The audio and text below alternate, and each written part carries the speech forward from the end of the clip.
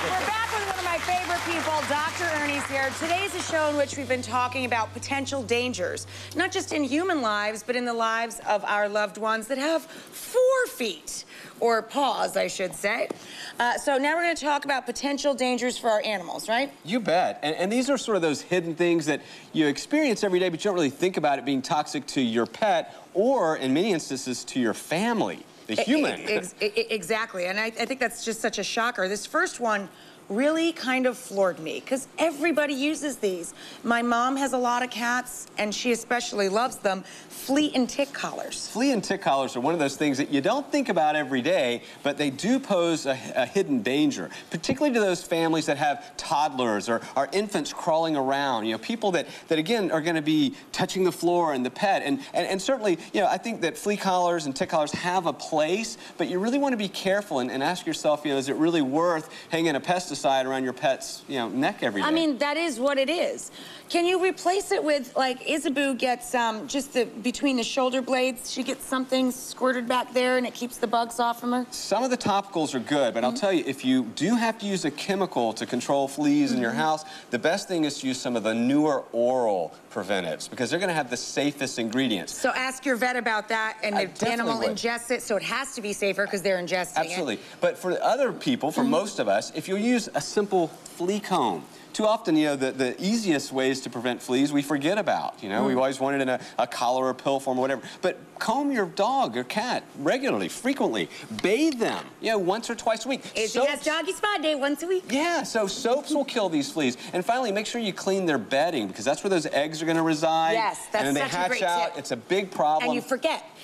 Up next, what's the deal? Why do we have a tray of Tic Tacs and candy chiclets and gum? Yeah. And this is one of those things that people maybe haven't heard about yet. But we're all on diets. We're all trying to lose weight. So you go to these sugar substitutes. And one of the sugar substitutes that's very popular now is a substance called xylitol. It's in everything. It's certainly in gums and stuff. I've seen it, you know, every time I pick up gum at the airport to keep your ears from popping. And here's the problem. It is lethal to dogs. Highly toxic. I have seen cases in my own practice where these dogs come in, they've eaten a 20-pound dog. If a 20-pound dog eats dogs actually like the flavor of mint. This is not a ridiculous thing that they would take a piece. They love sweet things. A 20-pound dog that eats that much of this gum is going to be in trouble. Now, if he eats a whole pack, big problems. Xylitol, for an unknown reason, we still haven't got this figured out. For dogs, it causes this crash in their blood sugar. Wow. And then if you don't get it treated immediately, they can go into a form of liver failure.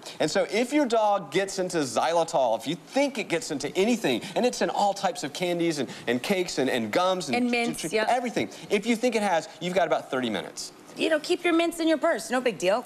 Just keep on top of it. You bet. All right, let's move along to the... Now, what's going on over here? We got plants, we got pills. What's up with this? Here's one you don't often think about, and that is sunburn in pets. Not only can they get sunburn, but they can get skin cancers related to UV exposure. We We see this in kitty cats. Think about those white cats. What do cats do all day long? They rest in the sun. On the windowsill, and they're being exposed to UV radiation. Can you get that through a closed window? Like, is the sun affecting you if they're sitting in a window? It can. Wow. Especially over a lifetime. And let's face it, we all go out on the porch with our kitty cats and dogs. I mean, you know, my dog Sandy wants to lay in and have her suntan, you know, on her tummy. Izzy wants her tummy. And she wants to get all this going. Yeah, that's where there's no fur, there's no pigment, so that's where they're least protected, and that's where we see these problems. Especially on short-haired dogs, right? You bet. So short hair, or even they have skin allergies, they have thin hair, they maybe have hypothyroidism, so you know, they have problems where they don't have as much hair, and of course everybody loves the Chinese crested hairless dogs, you know, the little tuft of and really, so cute. those dogs have problems with this. So, is Penny going to help us out with this? I'd love to have Penny out here. Penny, come on up here.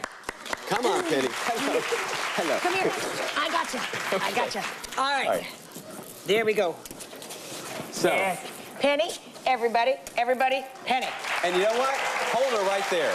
I'm going to hold her right here. Here's the problem. She's got no fur here. This tummy is just asking to be toasted, right? Naked Penny belly. And I can tell you that Penny's going to want to lay outside and let it all hang out, which I don't blame her because, you know, in nice warm weather. Because if you got it flaunted. So, believe it or not, you need to put sunscreen on your dogs. If you're going to go out to the lake, which I know you like to do with Izzy in the summer, if you're going to be out there all day on the boat or just lounging around, you want to protect certain areas, particularly the ear tips, right? Because there's not a lot of fur here. The ear tips, around the bridge of the nose, around the sides of the mouth, any place where there's not a lot of fur. And if she's all over their bellies. Yeah, and all over. And here's what you want to look for is a sunscreen that protects against UVA and UVB, all right? So a lot of the baby sunscreens are great for dogs, but I've got one bit of advice. Right. Many times these sunscreens will have what we call octosalicylates, okay? And don't worry about that. If it sounds like salivate, don't use it in your cat. Gotcha. Because it can be toxic. If it sounds like salivate, don't put it on your cat. We'll put these tips up on our website as well. And if they get a sunburn, is aloe good for them? Aloe is good.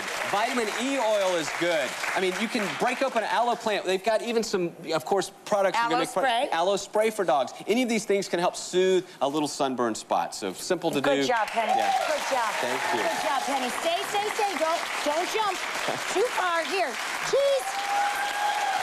From doggies to dinner, I'm going to wash up. I'm going to make one of my husband's favorite sausage sandwiches after this. Good girl. Good girl.